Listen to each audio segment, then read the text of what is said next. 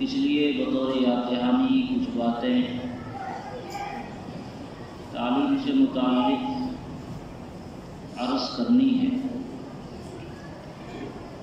ہمیں یاد رکھنا چاہیے کہ علم وہ دولت ہے جس دولت کو اسلام نے اس دنیا کے اندر سب سے زیادہ پھلنے پھولنے کا موقع دیا ہے۔ اسلام نے علم کے اوپر ہونے والی اجارہ داری کو ختم فرمایا اور پوری دنیا کو عام اعلان کیا کہ ہر کوئی آوے اور علم حاصل کرے۔ اللہ رب العزت نے جو سب سے پہلی وحی نازل فرمائی، اسی وحی میں علم کی طرف لوگوں کو دعوت دی گئی اور دنیا والوں کو یہ پیغام دیا گیا کہ اگر دنیا میں کوئی انقلاب برپا کرنا ہے اور بدامنی کا خاتمہ کرنا ہے تو معاشرے میں علم کا چراغ جلانا پڑے گا۔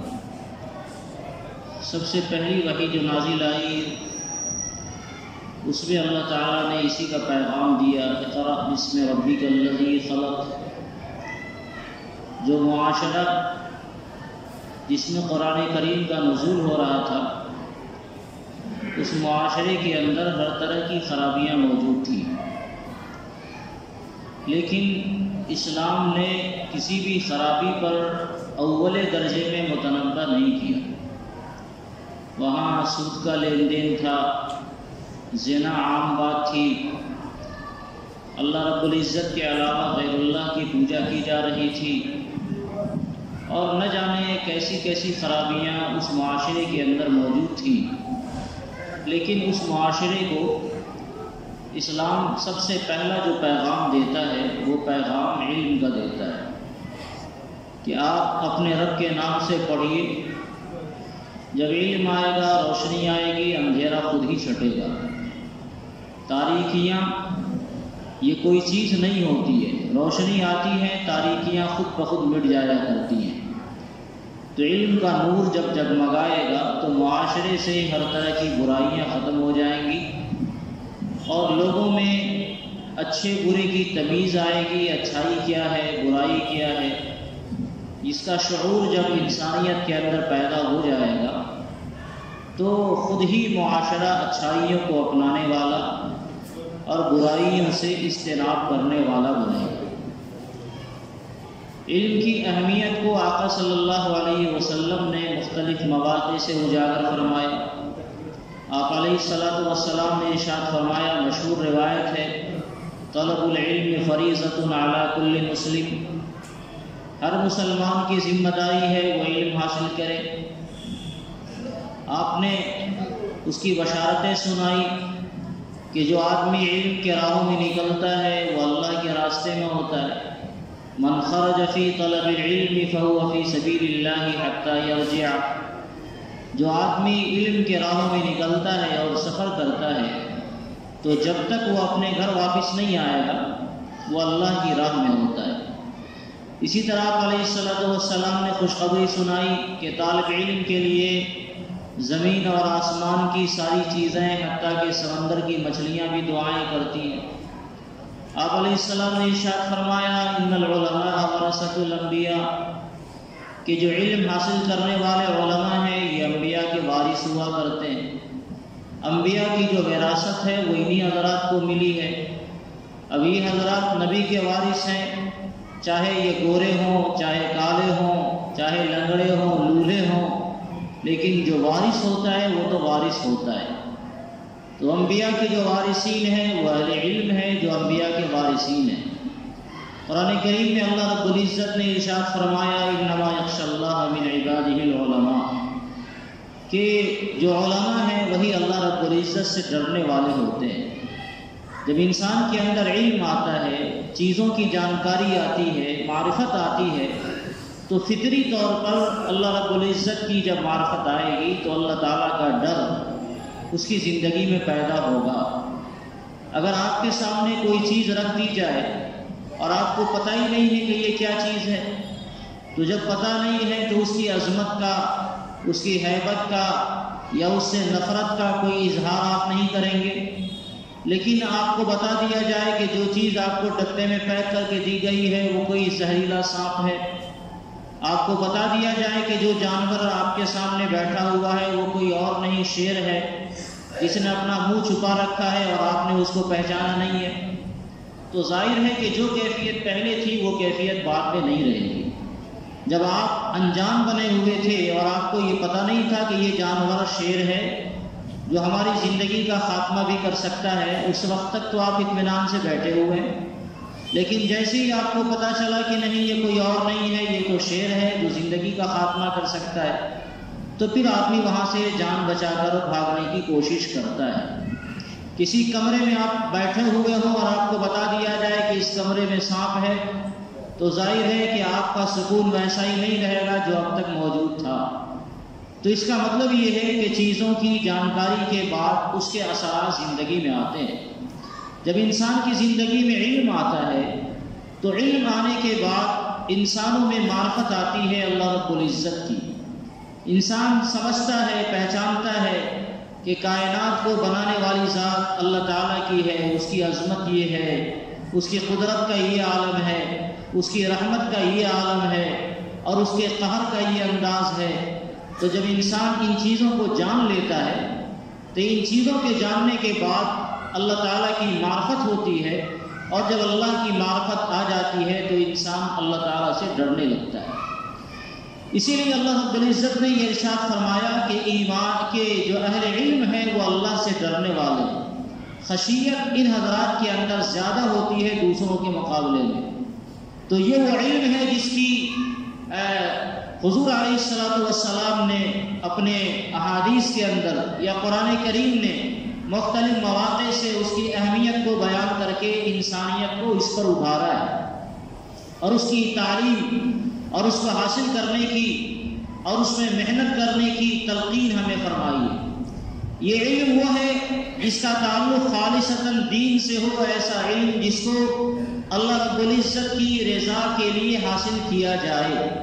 اصل علم تو وہی ہے، ایسا علم جس کا براہ راست تعلق اللہ رب العزت سے ہے، نبی اکرم صلی اللہ علیہ وسلم سے ہے، اور اس علم کو اللہ رب العزت کے رضا کے حاصل کرنے کے لیے حاصل کیا جائے، تو اصل علم وہ مقصود ہے جس کو اللہ تعالیٰ نے یا نبی اکرم صلی اللہ علیہ وسلم نے حاصل کرنے کی ہمیں تلقین فرمائی۔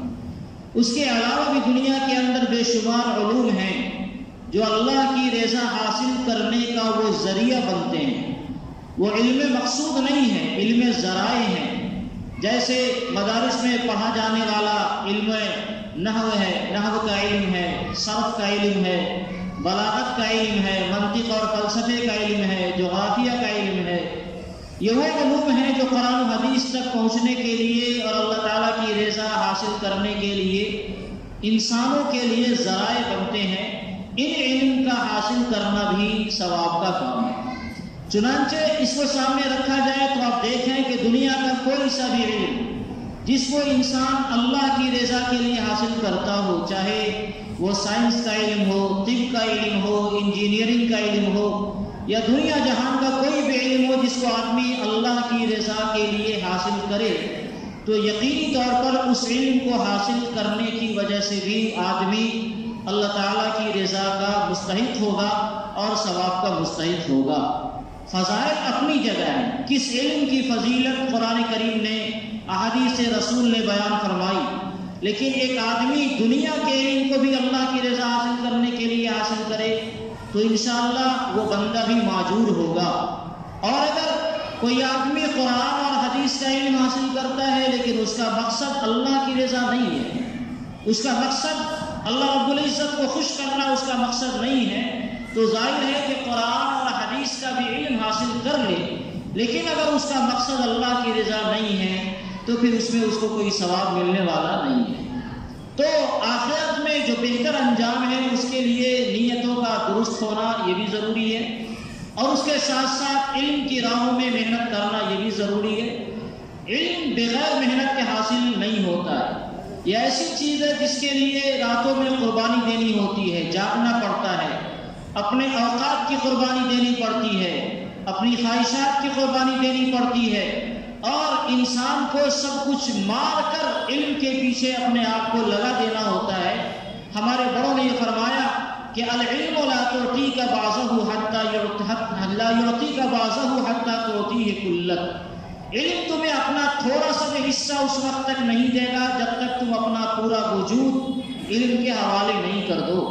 یعنی انسان جب پوری زندگی اپنے آپ کو علم کے حوالے کر دیتا ہے تب جا کر یہ علم اپنا تھوڑا حصہ انسان کو عطا کرتا ہے. اور یہ تھوڑا حصہ جب انسان کو علم کا حاصل ہو گیا تو اس تھوڑے سے حصے کے حاصل ہونے کے بعد ہی اس کی چمک اور اس کے اثرات اس کی زندگی میں آتے ہیں اور یہ بندہ نمایاں ہو جاتا ہے. مکمل علم حاصل ہونا یہ کوئی ضروری نہیں ہے.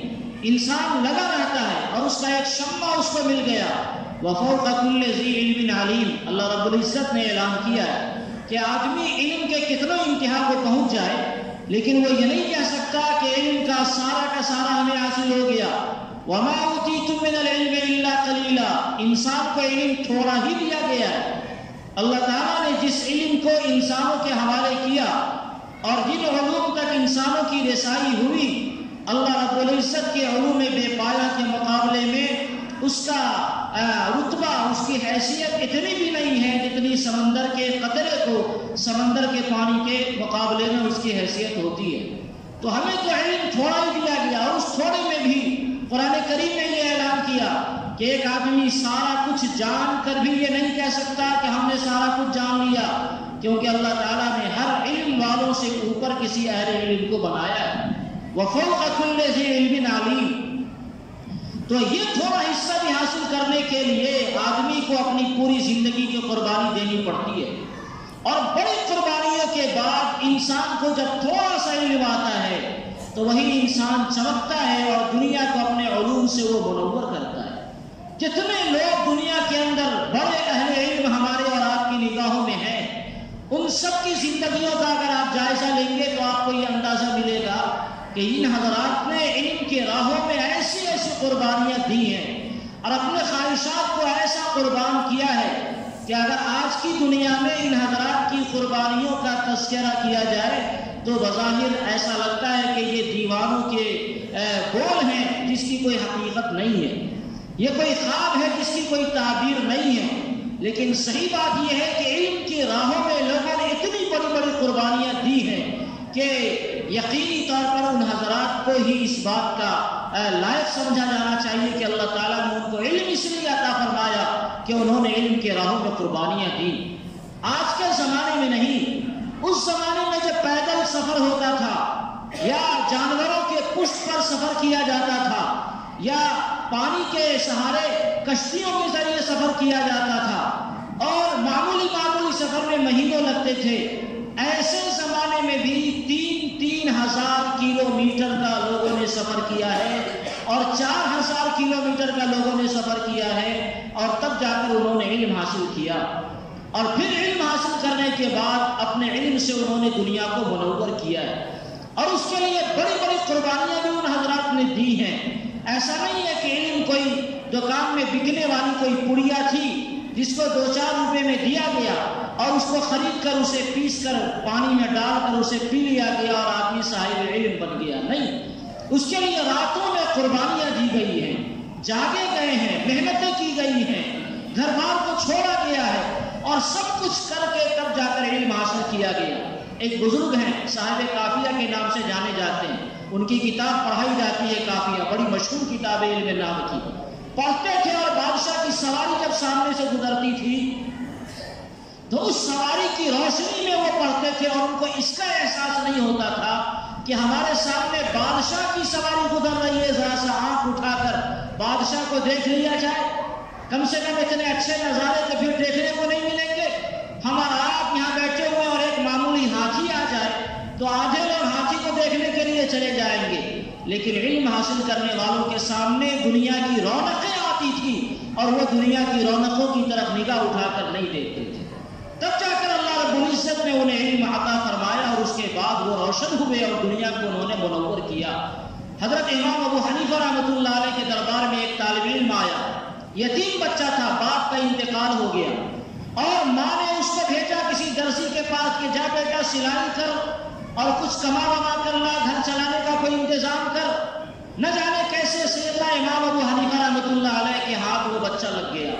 حضرت امام صاحب رحمۃ اللہ علیہ نے دیکھا کہ بچہ پڑھنے میں ذہین ہے اور اس پر اگر محنت کی جائے تو یہ بچہ مستقبل کا کوئی بڑا عالم نکلے گا۔ امام صاحب رحمۃ اللہ علیہ نے اس بچے پر محنت کرنی شروع کر دی۔ اب یہ بچہ درسی کے پاس جا کر 2-4 روپے حاصل کرنے کے بجائے امام صاحب کے دربار میں آنے لگا اور یہاں آ کر میں علم حاصل کر کے خالی ہاتھ گھر جاتا ہے۔ ماں پوچھتی ہے بیٹا تم کو کام کے لیے بھیجا، تم کہاں لگ گئے؟ آخر گھر کا گزارا کیسے ہوگا؟ یہ بچہ امام ابو حنیفہ رحمۃ اللہ علیہ سے گزارش کرتا ہے کہ میرے گھر کی صورتحال یہ ہے۔ امام صاحب رحمۃ اللہ علیہ نے کچھ روپے پیسے ان کے گھر بھجوا دیے کہ گھر کا انتظام کراؤ اور اس بچوں کو میرے حوالے رکھو۔ پیسہ کتنا دن چلے گا، وہ پیسہ ختم ہو گیا۔ بالآخر ماں مجبور ہو کر آئی کہ میں نے اپنے بیٹے کو تو کسی درسی کے پاس بھیجا تھا، کسی کام کرنے والے کے پاس بھیجا تھا کہ یہ بچہ علم میں کچھ پڑھے کما لے گا تو گھر کا سہارا بنے گا، اور آپ ہمارے بچوں کو بیکار کر رہے ہیں، یہاں پڑھ کے ایک پیسہ یہ نہیں لاتا ہے۔ اس علم سے اس کو کیا ہوگا جس علم سے ہمارے لیے 2 روٹی کا انتظام نہیں ہو سکے؟ حضرت امام ابو حنیفہ رحمۃ اللہ علیہ نے اس ماں سے کہا کہ میں تمہارے بیٹے کو ایسا ہنر سکھلا رہا ہوں کہ تمہارا بیٹا پستے کا فالودہ کھائے گا، گھی میں تلا ہوا فالودہ۔ اس زمانے میں یہ حلوہ، یہ فالودہ بادشاہوں کو نصیب نہیں ہوتا تھا۔ امام ابو حنیفہ رحمۃ اللہ علیہ نے ان کی والدہ سے کہا کہ تمہارا بیٹا پستے کا فالودہ کھائے گا جس کو گھی میں تلا گیا ہوگا، تم پرواہ کرتی ہو کہ 2 روٹی کا انتظام کیسے ہوگا؟ ماں تھی، عورت تھی اور غریب خاتون تھی، گھر کا گزارا جیسے تیسے کر لیا اور اس نے سوچا کہ استاد نے بس بہلانے کے لیے مجھے اس طرح کی بات کہی۔ یہ بچہ بڑا بنا، عالم بنا اور اللہ رب العزت نے اتنا اونچا مقام اسے عطا فرمایا کہ دنیا اسے امام ابو یوسف رحمۃ اللہ علیہ کے نام سے جانتی ہے۔ امام صاحب رحمۃ اللہ علیہ کے ہزاروں شاگردوں میں جو سب سے بڑے شاگرد علم اور فضل کے اعتبار سے جن کا نام لیا جاتا ہے وہ سیدنا امام ابو یوسف رحمۃ اللہ ہے۔ خلیفہ ہارون رشید کے زمانے میں جبکہ علم کا شہرا تھا، اس زمانے میں خلیفہ ہارون رشید نے خلافت عباسیہ کا انہیں قاضی قضات بنایا، پورے ملک کا چیف جسٹس انہیں بنایا گیا کیونکہ ان سے بڑا کوئی دوسرا عالم اس زمانے میں نہیں تھا۔ اور ایک وقت آیا کہ خلیفہ ہارون رشید ایک تحفہ لے کر حضرت امام ابو یوسف رحمۃ اللہ علیہ کے دربار میں آئے اور کہا کہ حضرت یہ تحفہ آپ کے لیے لایا ہوں، کھانے کی چیز آپ اسے نوش فرمائیں۔ دسترخوان لگایا گیا اور اس کھانے کو وہاں پروسا گیا اور جب کھانے کی باری آئی تو واقعی وہ لذت والا کھانا تھا۔ سیدنا امام ابو یوسف رحمۃ اللہ علیہ نے پوچھ دیا کہ بادشاہ سلامت یہ کون سا کھانا ہے؟ تو بادشاہ سلامت نے کہا کہ یہ وہ کھانا ہے جو مجھے بھی کبھی کبھی نصیب ہوتا ہے، لیکن انشاءاللہ میرے گھر سے آپ کے لیے روزانہ بن کر آیا کرے گا۔ یہ پستے کا فالودہ ہے جس کو گھی میں بنایا جاتا ہے۔ جب امام ابو یوسف رحمۃ اللہ علیہ نے یہ دیکھا تو ان کو بچپن کی وہ بات یاد آئی کہ ان کے استاد سیدنا امام ابو حنیفہ نے کہا تھا کہ یہ بچہ مستقبل میں پستے کا فالودہ کھایا کرے۔ انسان جب علم حاصل کرتا ہے اور اسی طریقے سے علم حاصل کرتا ہے جس طریقے سے علم حاصل کرنا چاہیے، تو یہ علم حاصل کرنے والا بندہ جب صاحب علم ہوتا ہے تو آپ یقین جانیے ہر زمانے میں اللہ رب العزت اس اہل علم کو پستے کا فالودہ اس زمانے کے حساب سے کھلایا کرتے ہیں۔ جو جتنا علم حاصل کیا اللہ تعالیٰ اس کو اتنا ہی نوازتے ہیں۔ ایسا نہیں ہے کہ علم والے بالکل بھوکے پیاسے کلاش ہو کر مر جاتے ہیں اور 2 روٹی کو ترستے ہیں۔ امتحان کے زمانے یقیناً آتے ہیں، آزمائشیں آتی ہیں اور آزمائشوں کے بعد جب انسان ان آزمائشوں کے مرحلے سے گزر جاتا ہے اور اس کے بعد اس نے اللہ رب العزت کے سامنے یہ طے کر دیتا ہے کہ یا اللہ آپ کی رضا کے لیے ہم نے علم حاصل کیا ہے اور آپ ہی کے لیے ہم کو زندگی گزارنا ہے، تو وقت آتا ہے کہ ایسے لوگوں کو اللہ تعالیٰ پستے کا فالودہ کھلاتا ہے۔ میرے بزرگوں اور دوستوں، کہنا یہ ہے کہ علم کے لیے قربانیاں دینی پڑتی ہیں اور اس کے لیے مجاہدات کرنے پڑتے ہیں۔ آج کی جو صورتحال ہے وہ صورتحال مخفی نہیں ہے۔ ہمارا یہ علاقہ بھوارا علم کی سرزمین ہے اور پورے ضلع میں علم کے اعتبار سے ان کا ایک بڑا نمایاں مقام حاصل ہے، لیکن اب کی جو صورتحال کچھ سالوں سے دیکھنے میں سننے میں آ رہی ہے وہ یہ ہے کہ ہمارے طلباء، ہماری بچیاں علم کے راہوں سے دور ہوتی جا رہی ہیں۔ آپ اسکول کا جائزہ لیں، کتنے ہمارے بچے ہیں جو اسکولوں میں نمایاں تعلیم حاصل کر رہے ہیں۔ مدرسوں کا جائزہ لیں، کتنے بچے ہمارے ہیں جو مدرسوں میں اعلیٰ تعلیم حاصل کر رہے ہیں۔ یقیناً مکاتب میں بچے ہیں، پرائمری نظاموں میں بچے ہیں، لیکن یہ بچے جب تھوڑے بڑے ہو جاتے ہیں، 10-12 سال کے 15 سال کے قابل ہو گئے، اب اس قابل ہو گئے کہ ان بچوں سے 200-400 روپے کمایا جائے تو ہمارے ماں باپ کو اس کی فکر ہوتی ہے کہ پڑھے گا تو کیا کرے گا، پتہ نہیں کچھ ملے گا یا نہیں ملے گا، اور اگر 200-400 روپے کمائے گا تو کم سے کم گھر کی روزی روٹی کا انتظام تو ہوگا۔ ہم ہیں غریب آدمی اور گھر کی روزی روٹی کا مسئلہ بھی تو سنبھالنا ہے۔ ایسے وقت میں ان گارجینوں کو سیدنا امام ابو یوسف رحمۃ اللہ علیہ کی ماں کی طرح صبر کرنا چاہیے کہ 2-4 سال صبر کر کے سینے پر پتھر رکھ کر، پیٹ پر پتھر باندھ کر، سوکھی روٹی کھا کر، آدھی روٹی کھا کر، فاقہ برداشت کر کے اپنے بچوں کو علم کے راہوں پر لگائے رکھیں۔ حالات آتے ہیں، ہم لوگوں نے بھی علم حاصل کیا ہے اور کس کو نہیں معلوم ہے یتیمی کے ساتھ علم حاصل کیا، بڑی مشقتوں کے ساتھ اللہ رب العزت نے یہ مرحلہ گزارا۔ ایک ایک دانے کو ترستے تھے لیکن دائیں بائیں دیکھنے کی نوبت نہیں آئی۔ حضرت قاری صاحب رحمۃ اللہ علیہ نے بالکل ناک رکھا تھا کہ اس کے علاوہ کسی راستے پر تم کو چلنا نہیں ہے، تو اللہ تعالیٰ نے تھوڑا سا علم عطا فرما دیا، اور ہم لوگ بھی آج کل پستے کا فالودہ نہ صحیح سوجی کا فالودہ تو کھا ہی لیتے ہیں۔ تو قربانی دینی پڑے گی، بغیر قربانی کے کچھ نہیں ہوتا ہے۔ بغیر قربانیوں کے اگر آپ چاہیں کہ اپنے بچوں کو کچھ حاصل کر لیں، ماں باپ کی بھی ذمہ داری ہے کہ پوری قربانی کے ساتھ اپنے بچوں کو علم کے راہوں پر لگائے رکھیں۔ آپ کو پریشانیاں آئیں گی، پریشانیوں کو برداشت کریں، آپ کو دقتیں آئیں گی، دقتوں کو سہنا ہے، یہ سمجھ کر کہ ہمارا بیٹا کل جا کر اگر علم حاصل کر لیا تو دنیا ہمیں کما کر دے یا نہ دے، ہماری آخرت انشاءاللہ آباد ہو جائے گی۔ دنیا تو چلے گی ہی، اور دنیا ایسی نہیں ہے کہ اللہ تعالیٰ ہمیں بے یار و مددگار چھوڑ دیں گے۔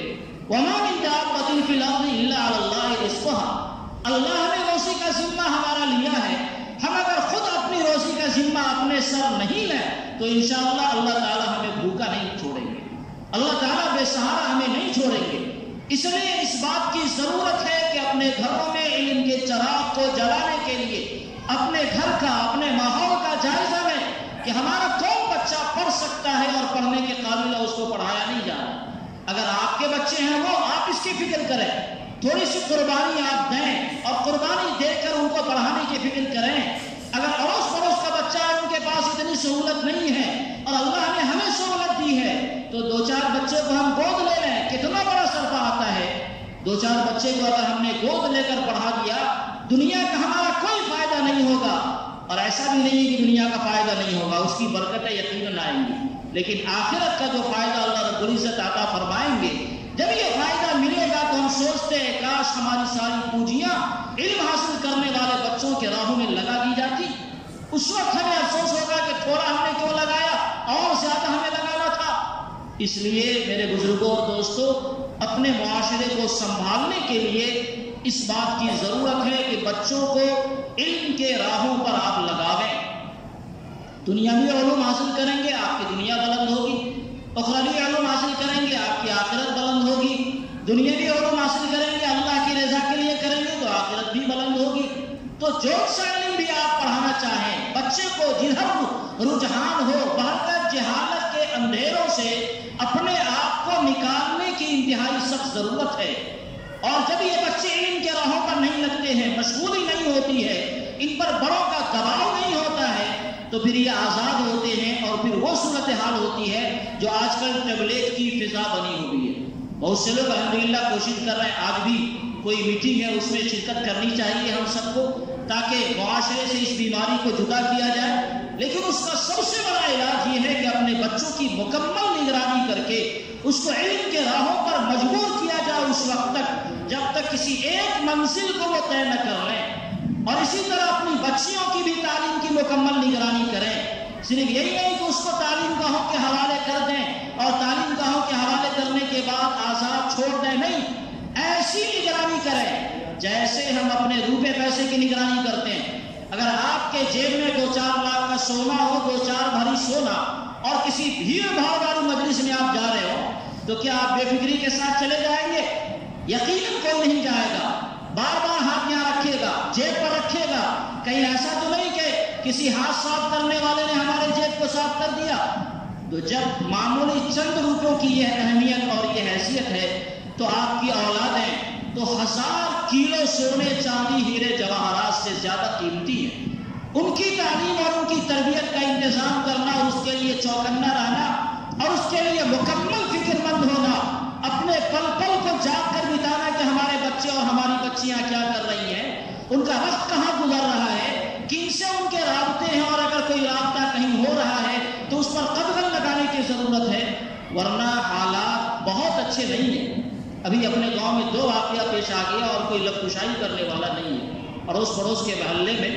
یہ تو عجیب سا المیہ ہے کہ مسلمان کی بچیاں مسلمان کے معاشرے سے غیر مسلموں کے ہاتھ چل جائے اور پھر اس پر کوئی بولنے والا اور نکیر کرنے والا بھی نہیں ہو۔ کہاں ہے وہ ماں باپ؟ ان کی عزت کیا ہوگی؟ ایسے ماں باپ کو تو ڈوب کے مر جانا چاہیے۔ اس معاشرے کو اپنے وجود میں آگ لگا کر ختم کرنی چاہیے جس معاشرے کی کوئی بچی غیروں کے حوالے ہو جائے۔ عزت ہماری اتنی سستی ہو گئی، یہ واقعہ منٹوں میں نہیں ہوتا ہے، لمبے زمانے کے بعد یہ واقعہ ہوتا ہے۔ جب ماچس کی تلی جلائی گئی تھی اسی وقت ہم نے کیوں نہیں کوشش کی؟ اس وقت ماں باپ کو فکر کیوں نہیں ہوئی؟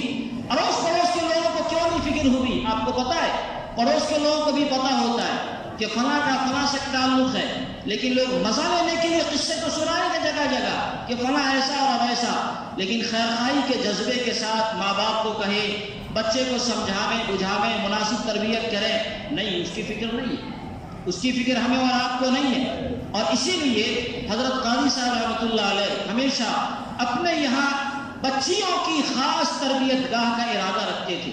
ہمیشہ جب مجلس میں موقع ملتا وہ اس بات کا تذکرہ کرتے تھے کہ بچیوں کی ایسی تعلیم گاہ ہونی چاہیے جہاں اس کی دینی تربیت کا خاص انتظام کیا جائے۔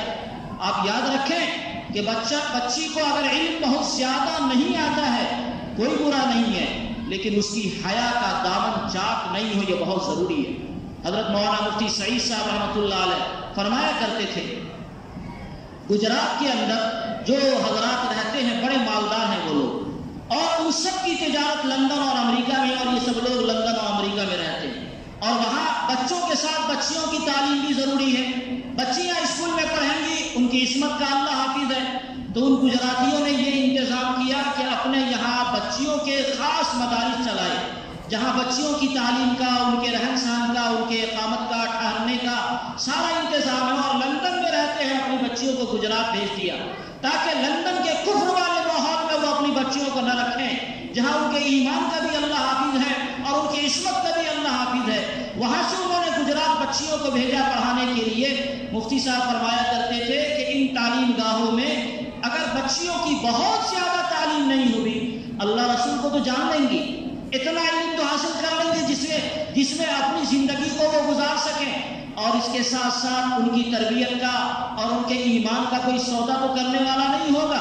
سرٹیفکیٹ ان کو مل جائے گی کہ یہ بچیاں پڑھی ہوئی ہیں، تاکہ لندن اور امریکہ میں ان سرٹیفکیٹ کو مان کر ان کو تعلیم پر مجبور نہیں کیا جائے، اور ساتھ ساتھ ان بچیوں کے ایمان کا کوئی سودا بھی نہیں کرے گا۔ اس کی ضرورت آج پورے ملک کو ہے، اور ہمارے اکابرین مستقل چیخ چیخ کر یہ اعلان کر رہے ہیں کہ اپنے ادارے قائم کرنے کی ضرورت ہے، اپنے تعلیم گاہیں قائم کرنے کی ضرورت ہے، تاکہ ان اداروں میں اپنے ماحول میں اپنی بچیوں کی صحیح تعلیم و تربیت دے کر اور ان کو بہتر انسان، بہتر معاشرے کا فرد بنایا جا سکے۔ یہ بھی المیہ ہے کہ ہمارے پاس جو اپنے تعلیم گاہیں ہیں اس میں تعلیم کا انتظام تو ہے، تربیت کا انتظام نہیں ہے، اور اسی لیے ہم لوگوں کی ایک چھوٹی کوشش سے ایک ادارہ بھی قائم کیا گیا ہوا ہے جو ابھی اسی سال اس کا آغاز ہوا ہے۔ آپ حضرات کو معلوم ہونا چاہیے، ہم آپ سے اپیل کریں گے کہ اپنی بچیوں کو وہاں تعلیم کے لیے بھیجیے، ہر حال میں بچیوں کی تعلیم کا انتظام ہو۔ اگر آپ کے پاس کوئی بہتر متبادل ہے وہاں بھیجیں، اور نہیں تو انشاءاللہ اس ادارے میں بھی بھیجیں۔ ہم لوگوں کی نگرانی میں انشاءاللہ پوری کوشش ہوگی کہ اس کی دینی تربیت کے ساتھ ساتھ دینی تعلیم کا انتظام بھی ہم کریں گے، اور دنیاوی تعلیم کا انتظام بھی انشاءاللہ ہم کریں گے۔ یہ ہماری ذمہ داری ہے اور اس ذمہ داری کو سوچنا ہر فرد کی ذمہ داری ہے، معاشرے کے ہر ذمہ دار کی ذمہ داری ہے کہ اپنے معاشرے میں علم کے چراغ کو کیسے گھر گھر جلایا جائے، اور جب علم کا چراغ گھر گھر جلے گا تو اس کا اثر یہ ہوگا کہ اس کے اثرات زندگیوں میں آئیں گے، انشاءاللہ دنیا بھی خوشحال ہوگی اور آخرت بھی ہماری آباد ہوگی۔ آپ نے نہیں دیکھا ہوگا کہ کوئی اہل علم ہے، صاحب علم ہے، چاہے وہ انجینئر بن گیا، چاہے ڈاکٹر بن گیا، چاہے مولانا صاحب بنا، چاہے مفتی صاحب بنا، اور وہ بہت زیادہ بھوک سے پریشان حال ہو، ایک غریب آدمی یقیناً اس کے گھر میں فاقہ ہوتا ہے، لیکن پڑھا لکھا آدمی اپنی روزی روٹی کا کسی نہ کسی طرح انتظام کر ہی لیتا ہے۔ اس لیے اپنے بچوں کو، اپنی بچیوں کو دینی تعلیم و تربیت سے آراستہ کیجیے، اور جب وہ لائن بدلنے لگے، جب پڑھائی چھوڑنے لگے، پڑھائی بند کرنے لگے، تو خدا کے واسطے انہیں مجبور کیجیے کہ بیٹا تعلیم حاصل کر لو، علم حاصل کرو گے، خود تمہاری زندگیوں میں اس کا فائدہ ہوگا، ہمیں اس کا فائدہ ملے نہ ملے تمہیں فائدہ ہوگا۔ اور اگر علم کوئی چھوڑ کر راہیں بدل دیتا ہے، مزدوری کی راہوں پر لگتا ہے، تو پھر وہ مزدور ہی زندگی پر رہے گا، اور جو آدمی جیسا رہتا ہے پھر اس کی نسلوں میں ویسے ہی لوگ پیدا ہوتے ہیں۔ کوئی مولانا صاحب ہے تو اس کی اولاد بھی مولانا صاحب بننے کی کوشش کرتی ہے، کوئی ڈاکٹر صاحب ہے تو اس کے گھروں میں ڈاکٹر پیدا ہوتا ہے، کوئی بڑھی ہے تو اس کے گھر میں بڑھی پیدا ہوں گے، کوئی مزدور ہے تو اس کے گھر میں مزدور ہی پیدا ہوں گے۔ اس لیے اپنے گھر کے ماحول کو علمی بنانے کی ضرورت ہے، اپنے بچوں کو بہتر مستقبل دینے کی ضرورت ہے، تاکہ ہماری نسلیں ہم سے زیادہ خوشحال رہ سکیں، ہم سے زیادہ پرسکون رہ سکیں۔ آج کے معاشرے میں اس کی ضرورت اور بھی زیادہ بڑھ جاتی ہے۔ اللہ تعالیٰ اس پیغام کو سمجھنے والا بنائے، اس پر عمل کرنے والا بنائے۔ آمین۔ وآخر دعوانا الحمدللہ رب العالمین۔